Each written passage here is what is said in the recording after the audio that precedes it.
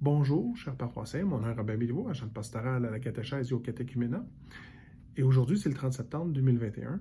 C'est la première journée Vérité et Réconciliation. C'est une occasion pour nous de prendre connaissance de ce qui s'est passé, ce qui se passe encore, avec nos frères et sœurs autochtones.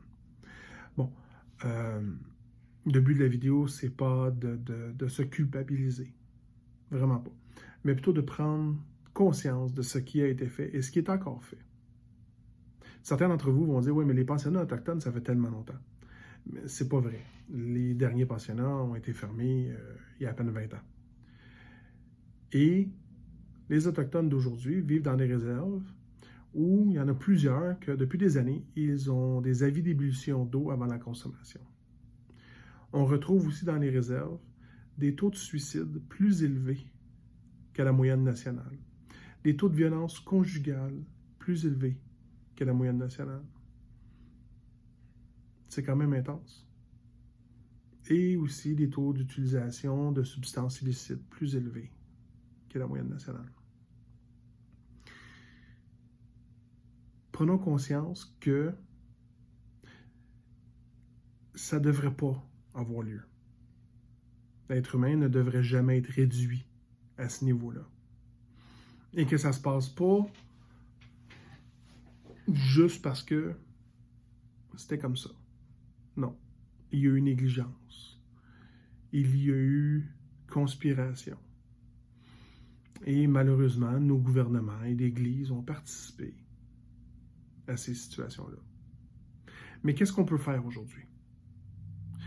Mardi, à la journée pastorale, notre évêque, Monseigneur Claude Hamelin, s'est adressé à tous les agents de pastorale et à tous les prêtres présents et à des présidents d'assemblées de fabrique, des merguiers, qu'il souhaitait que notre Église soit une Église de béatitude.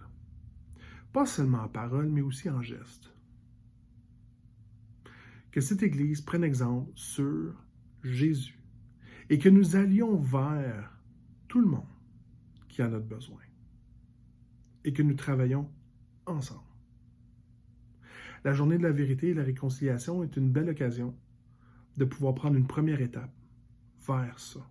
Il va en avoir plein d'autres à faire. Mais commençons par une. Et prions pour nos frères et sœurs autochtones qui ont vécu et qui vivent encore des situations d'injustice. Et réfléchissons à quels gestes nous pourrions poser. Et personnellement, je pense que la première, c'est de dénoncer les injustices. Dénoncer ce qui est illégal et demander du changement. Commençons par ça. Et après ça, nous verrons ce que nous pouvons faire en tant qu'individu, mais aussi qu'en tant qu'Église qui suit dans les pas de Jésus. Je vous souhaite une bonne journée et j'espère que nous aurons l'occasion d'en reparler. Au revoir.